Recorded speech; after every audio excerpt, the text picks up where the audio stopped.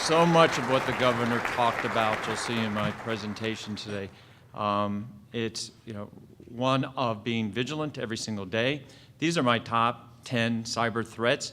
I'm not going to go through each one of them. They would take too long. I'm going to highlight a few of them. But it's about the changing environment that we're involved with, that it is morphing every day. It's becoming more complex. And we have to be constantly trying to stay one step ahead of the bad guy. We know how to secure buildings. We've been doing it for a long time from that physical perspective. We know to have alarm systems, have the windows and the doors locked. But what about cyber, and what about the cyber impact? The governor talked about the physical consequences, and he also talked about the cyber impact as well. That horrific event of 9/11 was a major physical attack on our country. But what most of us don't know is that it was a major cyber attack as well. The consequences, there were 2,250 of our circuits in New York State that went dark that day. Mission-critical applications could not be functional. I was the head of the Office for Technology during that event. I was the technology responder to that. I'm a lawyer by education, have a great team. But what we did not realize, which is a lesson learned from this event, is that at this point in time, one of the major sea changes is that you cannot unwind or untangle the cyber from the physical. They have to stay connected, because if you're only looking at one aspect of physical security, you're going to miss out on the cyber side and the impact that the cyber side could have. Here's another consequence of 9/11. This was through the graces of AT&T. This is right at 9/11. That red line are call temps. So anything below that red line went through.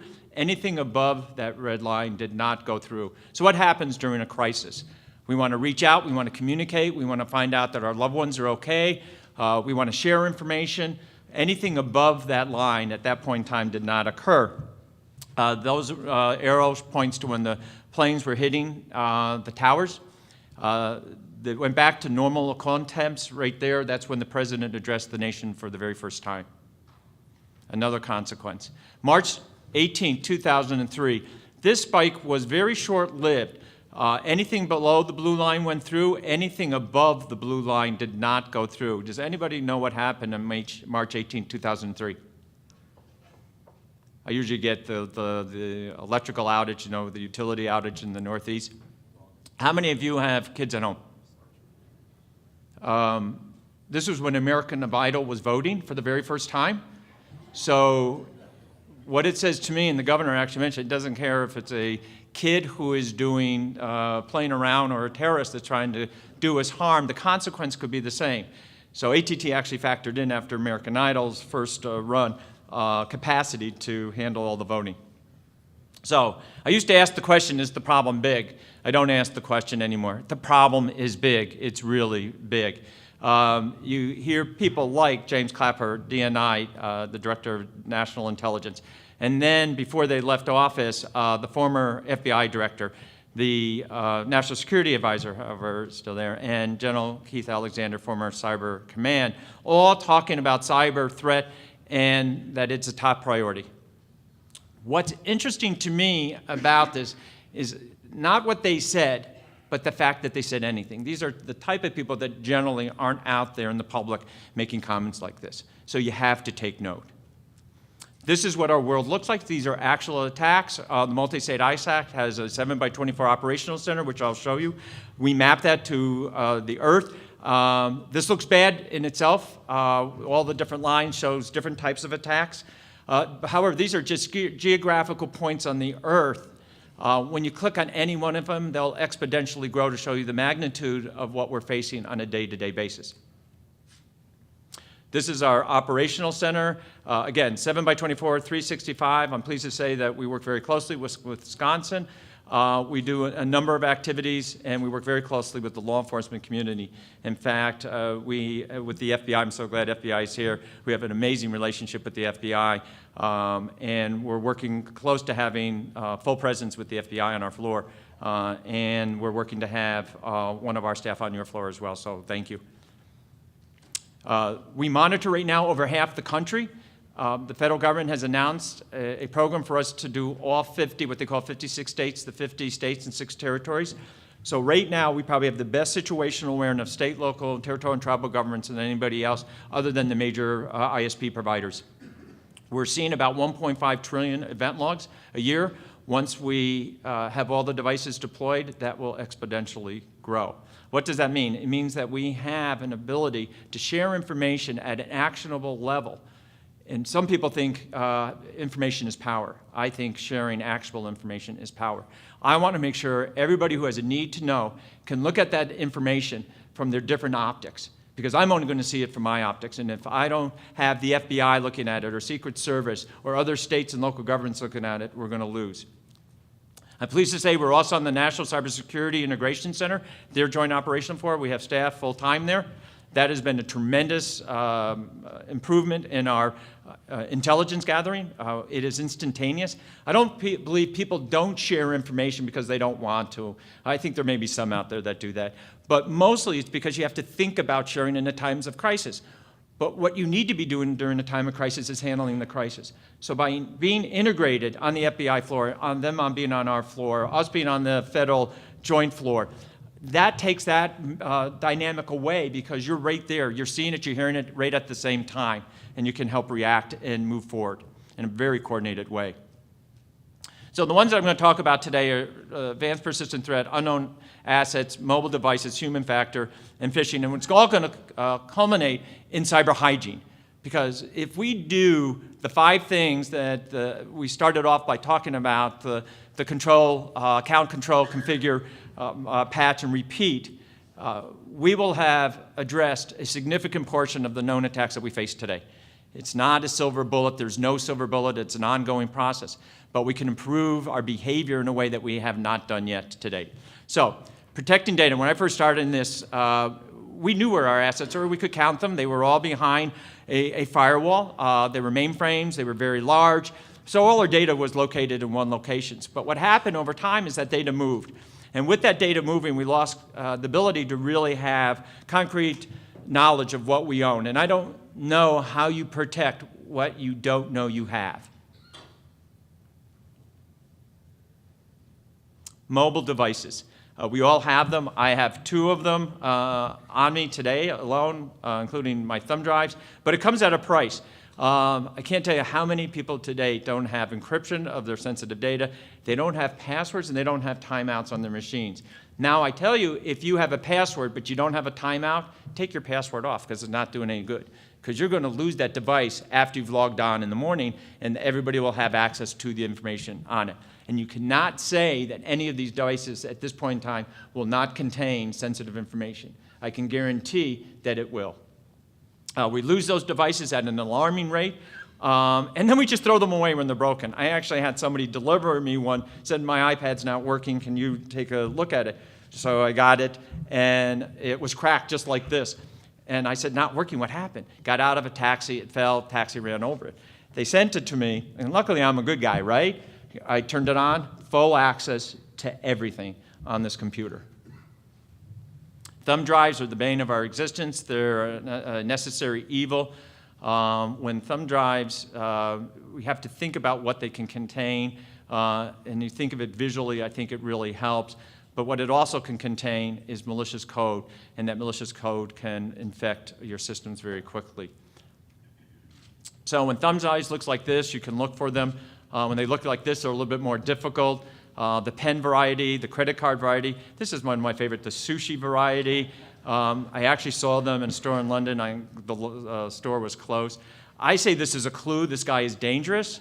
Approach him very carefully. Call the FBI and take him down. Nobody should have that many devices hanging off their belt.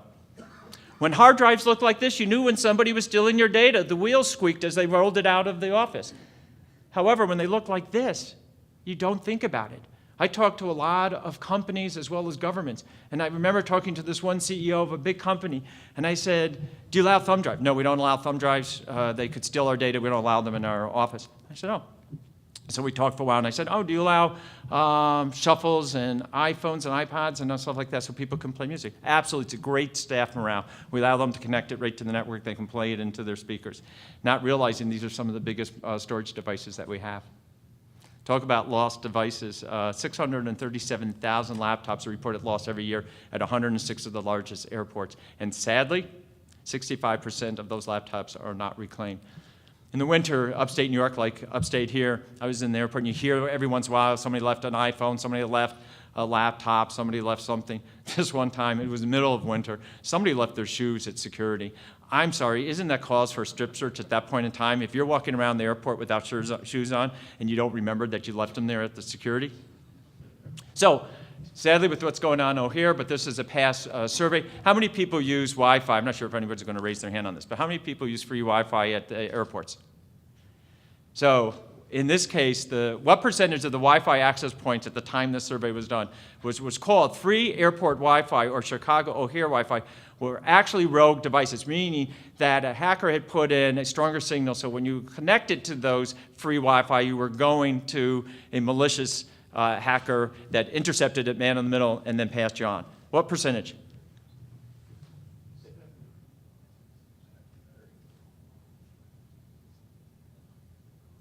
90%. So think of it twice when you do that.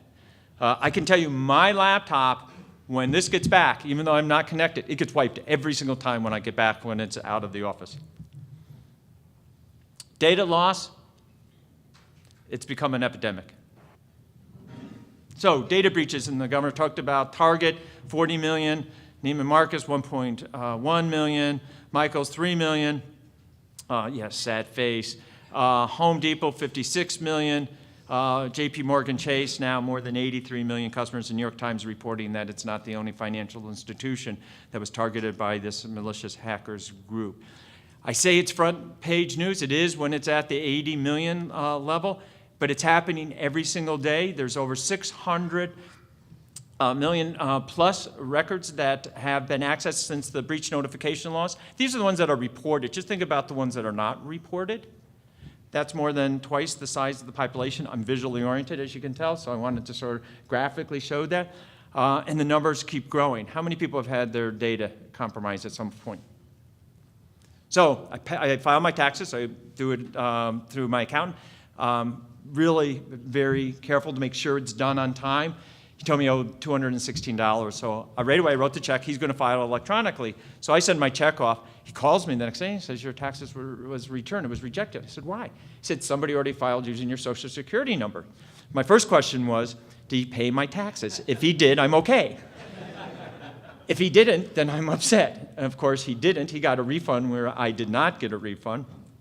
And sadly, and you've seen a lot of this recently, we have to do a better job in this country about authentication and credentialing to make sure that numbers like that are as protected as they can be. I actually had to go to the Social Security Administration to get a document that says I'm Will Pelgrin. And now I carry that around with me, and I'm scared to death about losing this, because if I lose this, you could pick it up, and you could be Will Pelgrin too. So it's a vicious circle. Why are government systems attacked so often? Because that's where the data is. If you think out well about data, it is all within government. And when you think about local government, it's where all your data really is resident. And when you think about some of the challenges local government has, that part-time local government town supervisor that works from home, that uses her computer part-time and lets her kids use it part-time. Do you want your data on that machine as protected as you would do it if it was in your machine? So, old, unpatched, vulnerable machines. We all know that XP is out of life and that you need it really to upgrade. There are way too many people still using XP. At some point, if you use it long enough, it does become secure again, because even hackers won't go after it. But at this point, it really is one that we have to think that there is a cost for security, and that cost for security is ensuring that your equipment is patched and that you need to keep that infrastructure as healthy as it can be. Human factor, which is one of the biggest reasons why we are constantly being taken advantage of by the hackers. So we all know, do not click on attachments, right? And you know the one that comes up that talks about scanning your computers. This was my theory. My theory was, I'm your boss. I send you an email and I have an attachment to that email. I tell you that this attachment is malware, that it's malicious, that if you open it up, it'll corrupt our system, it'll steal our data, it will hurt our company financially and reputationally. I believe 20% of you would click on it anyhow. So that was my theory. In practice, this is those pop-ups, is your PC virus-free, scan it out. We know not to do that, right? We know just to get out of it as quickly as possible. This one came up, is your PC virus-free? Get it infected here. 409 of you went ahead and clicked on it. So why are hackers so good at cracking passwords? Because we make it easy for them. Poor Prince William, we blocked it out, but his username and password was like right there. I love this one. This is my best. So the Super Bowl, security, inside, secret, first of its kind command center. Guess what? Here's the ID and the password to get in. And that was being filmed. So do you have Paneras around here? Okay. So there's a Panera near my house. I go in, and as I walk in the door, I see this. This is their security code. And they say their password, and it's written with magic marker right on it, 2222. So I walk into the store, I go to the manager, and I order my bagel. And I said, oh, by the way, it's your security code 2222. His face turned ashen. I mean, he just started to be drawn. And he goes, yes. I go, well, you wrote it on the door. You might as well want to go and fix it. So he did. He was very appreciative. I didn't even get a free bagel. Not one. And I had the code. I could have just come in anytime I want. And so, and sadly, we all know now that our launch code for the nukes were 8 zeros for 20 years. We wanted to make it easy if you really needed to hit that device. So, in the category that you can't build a firewall for stupidity, let me show you this small clip that I think really resonates. Last night I was flipping around through the channels and I saw this. I really love infomercials. I don't know if you love them as much as I do, but I found one. It's a new product that I want to share with you. And you know, if you have a hard time remembering your online passwords, a lot of people have a lot of different passwords. This is going to solve your problems. Online passwords, there's just too many. And who can remember all those tricky combinations? So you stick them on your monitor or you hide them in a drawer. But not anymore. Introducing Password Minder, the personal logbook that takes the hassle out of passwords. Forget about sticky notes or scraps of paper, because Password Minder has been specifically designed to organize and safely store passwords. You'll find them in an instant and never lose a password again, guaranteed. Need to make a password? Just add it to your Password Minder. The alphabetical listing organizes all your usernames and passwords for instant recall and easy reference. I don't have to worry anymore about security or identity theft. I now have all my passwords in one place. It's great. If you have passwords, you need Password Minder. So call now and get your very own Password Minder book for just $10. That's real. That's real. Wait, you're telling me I can keep all my passwords in one place? In this right here, and it's only $10? For half the price, you could write all your passwords on a $5 bill. This is insane. Does this seem safe to keep all your passwords in one place? In a place that's labeled Internet Password Minder? I don't think they thought this through fully. I mean, what if someone gets their hands on your Password Minder? So I came up with this. It is Ellen's Internet Password Minder Protector, and what you do, yeah, you put it in here, you close it, and then it has a built-in combination lock right there, you see on the side, and I know you're thinking, Ellen, what if I forget my combination? Well, if you order now, I will include this. You can put it in there. It's the Password Minder Protector Minder. It's the one place to keep your Password Minder Protector combination. And I have one more special offer. If you don't feel like writing down your passwords, send them to me. And for $10, I'll write them down for you. Don't worry about sending me your credit card information. I'll figure it out. It's amazing that, I mean, still the number one password is 1, 2, 3, 4, 5, 6. And it grows, it changes yearly when we say, you know, you can't have 6 characters now, you need 8. So what's the new number one password? 1, 2, 3, 4, 5, 6, 7, 8.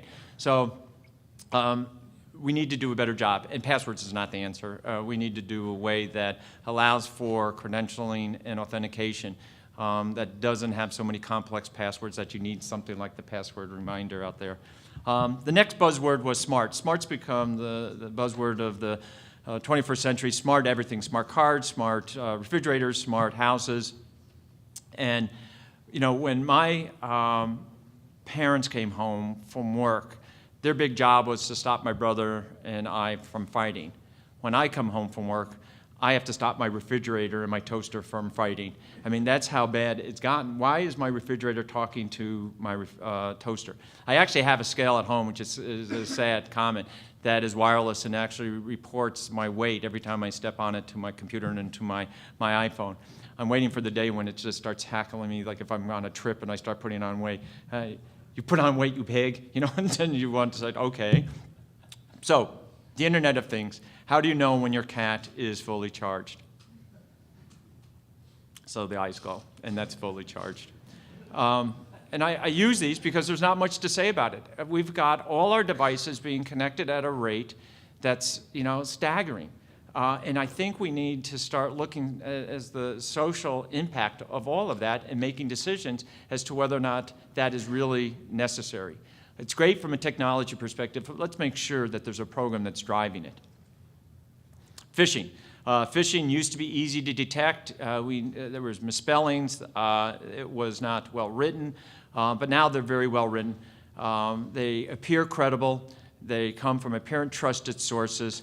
This was actually an FBI one, and the topic was terrorist use of toxic chemicals, of course. It was enticing for people who would want to look at it, and that was a malicious link. If you actually went to it, malware would have been downloaded. There was a phishing attack against Homeland Security advisors a number of years ago. It had an attachment that said Homeland Security Assessment, and I can imagine how many people would want to click on it. We know some did click on it. There was a spear phishing attack on governor's office. It was very targeted to governor's office.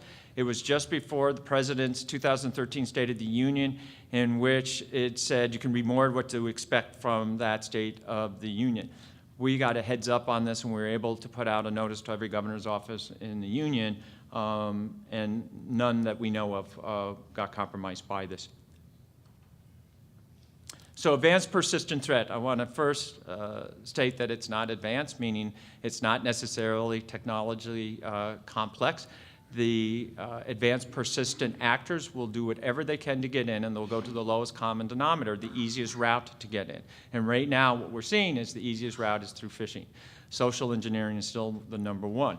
These actors are very well funded, they're organized, highly motivated, very skilled, and very tenacious. They do not want to be caught. They want to get in, and they will lay in wait for a number of, depending up to years, before they start exfiltrating your data. Clapper said that, and he was quoting General Alexander at the time, that China is conducting the greatest pillaging of wealth in our history. It's not just China, however. Sectors of interest, and I used to have this, it was when I first started talking about this, there weren't all these sectors on here, and now it's almost every sector that potentially could be the target for an APT attack. Why is government crosses all of those is because we run every single one of those sectors. We may not run it at the magnitude or percentage that a private sector entity would, but government runs some of the biggest banks in the world, they have some of the biggest SCADA systems of the world, they have transportation, they have healthcare. So it's very important that government takes espionage of this nature very seriously as well. So how do they get in? As I said, they get in through social engineering. It's targeted, and that target may be the General Dunbar, but they may get in going through other staff that may have access to General Dunbar. And the purpose is cyber espionage. So the other thing that we have to really remember that it is not just about your work environment. You have to be as concerned at home. They may try to get in through your home environment. And sadly, many of us now with bring your own devices can get to your office network through those devices. Once they're in, they move very quickly laterally. And what we do when we know of an attack, and we sadly have remediated now, I think we're up to 20-some this year alone, 20 and 29 major ones this year. The traditional way of incident response of an infection is you find the machine that's infected, you take it offline, you cleanse it, you put it back online. You can't do that in these cases. You have to be very strategic in what you do. You need to know where all the nodes are. You need to know where they've moved laterally before you touch a machine. Because if you touch one machine, they will know, and they'll bury themselves so deep within your network, it'll be very hard to get them out. So once you do that, you can then cleanse those machines, quarantine them, get them off the network, and then put them back on in a secure state. Bottom line is they could stay laying wait for 18 months to years, but their sole goal is to take data, and they will take truckloads of data from you. 2 case studies. One is, and it's really about the importance of collaboration. We work very closely with FBI and DHS, TSA, FAA, and many others. We were brought in on an airport compromise, potential compromise. They saw a potential APT attack on 2 airports. It became 4. We contacted those airports. They were able to give us their data so that we can analyze their logs. By analyzing their logs, and looking at the phishing attack that they got, we were able to identify the source of that campaign. And by looking at the source, we actually saw waves of how that campaign was going to run. We were able to get notices out to 10,000 airports in a very short period of time. 106 individuals, 75 airports, 10,000 were notified. 2 got compromised. They got us in as far as their ticketing network. So we were very pleased. We worked with one of the big airport associations as well to make sure that they were secure. When you think about where your data is located, don't think just who and what you do. Think about your third-party vendors. Think about your third-party associations, where a lot of that data could be resonant as well.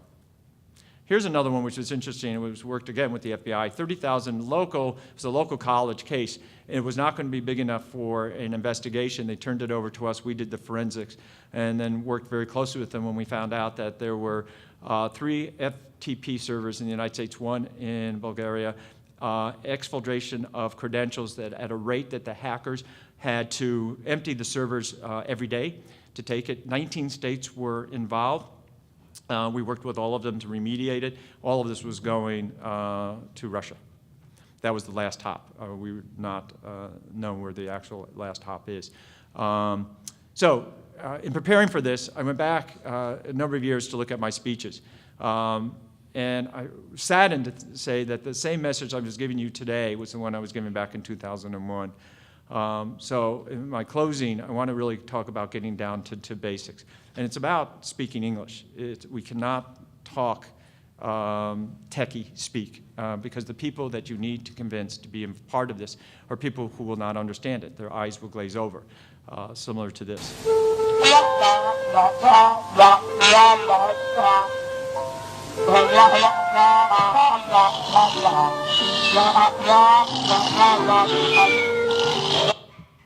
So this is what cyber hygiene is all about. Cyber hygiene is plain speaking. It's the time to tell it like it is. It has to be clear, it has to be actionable, and it has to be effective.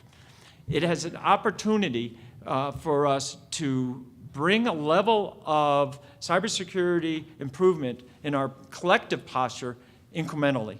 And then we can spend the resources on the really major ones that are out there that are very hard and very complex to deal with. It is a very simple campaign, but it's a very effective one. I'm very pleased to say that we partnered with General Dunbar, with the Homeland Security Advisory Council, with the Council on Cybersecurity in order to do this. But why do we need to get cyber healthy? We have 2.6 billion internet users. Let me rephrase it. We have 2.6 billion cyber victims. There are 2 classes of people out there. Those who've had and know they've had a cyber incident, and the other class is that they've had it and they just don't know about it yet. So we need a new path, and we have to change behaviors. I'm sorry to say that our behaviors hasn't changed. When you think about what we're still doing with passwords, with leaving our devices, I photograph so much. On the train recently going to New York, some guy had more devices. He had them all logged on. Then he left the car for half an hour. So I started photographing his entire arsenal of stuff, careful not to look at anything that was on his thing, but I had full access. I could have stolen his hard drive and downloaded it by the time he had gotten back. So our behaviors, we think, were impervious. Part of it is our generational thing. Now, traditionalists, to boomers, to Generation X, to Millennial Y, we have to think about what that means in our technology and what that means about who we are. I didn't have computers when I started work. Now, the Generation Z, it's from cradle to birth. They were connected at birth. It is in their DNA. So we have to be very careful on how we deal with this. We have to educate at the earliest of ages what it means to have cyber ethics. What does it mean to have good cyber behaviors? Because it's these individuals that are going to grow up. And we want to make sure they grow up healthy. We want to make sure they grow up on the right side versus this side. When I go to UVA, I want to open email attachments from strangers and get a virus. I want to post obscene messages on the internet. Commit fraud using someone else's online identity. I want to run a business from my UVA personal webpage. I want to share my address and phone number, my password, my private fantasies with faceless creeps on the net. When I go to UVA, I want to leave my email open so strangers can read my incoming messages and answer them. Violate copyright laws by pirating music and posting it on the web. Harass people by sending threatening emails or chain letters or pornographic URLs. I want to hack into government computers and go to federal prison. So how much trouble can I get in? A lot of trouble. So why a campaign? Why are we doing it as a campaign? Because campaigns have a message that is clear and is powerful. When you think about what we've done in the past on campaigns, Smokey the Bear, only you can prevent forest fires. CARE will prevent 9 out of 6, something tangible that you can relate to. You know, don't be a dummy. Buckle up for safety. Buckle up next million miles. Click it or ticket it. Buckle up for your children's sake. Buckle up for your pet's sake. Don't drink and drive, trust me, because you just don't want to drink and drive. So keep your computers healthy. Cyber Hygiene Campaign is about 5 actions to get started: to count, configure, control, patch, and repeat. To count, know what you're connected to. And if you go back to your organization right now and ask them how many internet connections you have, if it's a decent-sized organization, they're not going to be able to tell you. They may give you a number, but in reality, somebody else is going to have another internet connection and you don't know about it. Configure, meaning that what you have, configure it to the most secure set that you can and still do your business. If you think about getting your first computer and you take it out of the box at Christmas time, you plug it in, you think you're ready to go, right? It should be all secure. It's brand new. Guess what? You probably have a 200 meg update that you have to install. And if you don't install it, by the time you went and got coffee and came back, it will be compromised and being controlled by some place around the world. Control, meaning limit who has access to what. Least privilege should be the rule, not the exception. Now, I am the head of my organization. I have the least privileged in the entire organization. I found out originally I had every account because of who I was. Automatically, IT just automatically gave me the highest privileges. I could get into everything and anything at any time. I found out, I said, unplug that immediately. I want the least. I know I can get access to it when I need access to it. So don't associate title with access. It's a mistake. Patch, which is really important. We say we do it. We need to do a better job at it. We need to do it. And we need to make sure people who are making a decision as to what the risk is to do a patch versus not do a patch is not at staff level. It needs to be raised to a senior level to benefit the risk analysis. So if checks need to be cut during tax time, but there's a major security patch, who's going to make that decision? You don't want a low-level grade staff person making that decision for you, because it's still, if they make the wrong decision, you're still going to be held accountable. Make sure that's raised. Make sure, I don't believe security wins in every case. You have to balance it. But make sure that people who are really managing this are understanding that and making the right decisions. And then repeat, meaning that this is an ongoing event. We have to regularize this. We have to institutionalize it. It has to be part of our DNA, that the cyber hygiene campaign. We're providing kits for everybody. Those kits will be coming out soon. They're plain English kits, and there's also technical components of it. We started a YouTube channel. We got 23 states that have already posted YouTube best practices and sessions relative to what you can do to move forward. Main thing is to start now. join. We're doing a pledge. We're trying to get 1 million people to sign the pledge, both at a private sector level, a government level, and a user level. It's not only national now, it's international. We have Norway that's joining board. It looks like the UN may join on board, and others part of this campaign.